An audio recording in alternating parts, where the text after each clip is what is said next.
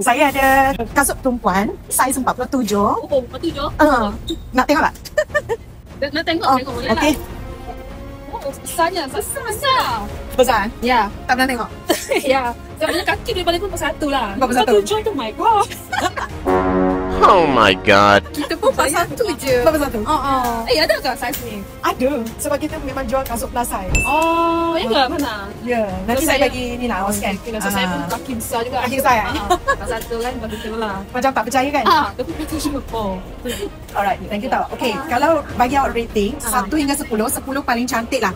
Awak bagi rating berapa? Ini Kasut ni? kasut ballerina kan? Ballerina sekarang kan famous kan design. Pandai awak. Yes. So, kalau saya Ten lah. Ya. So apa kali ni? Saya 9-10 kot. 10. Thank you. Kita ni brand Pretty Fit, brand lokal lah. Oh, ya. So dekat mana aja ada ni? Kita ada TikTok. Oh, TikTok. Dia online juga lah. Okay. Saya baru tahu ni. Baru tahu kan brand ni?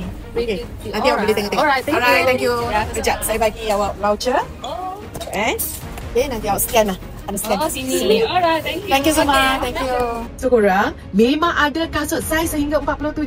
Nampak tak? Okay. So korang rating kasut ballerina ni berapa? 1 hingga 10, 1 paling tak cantik lah. 10 paling lawa. Korang cuba rate. Komen di bawah.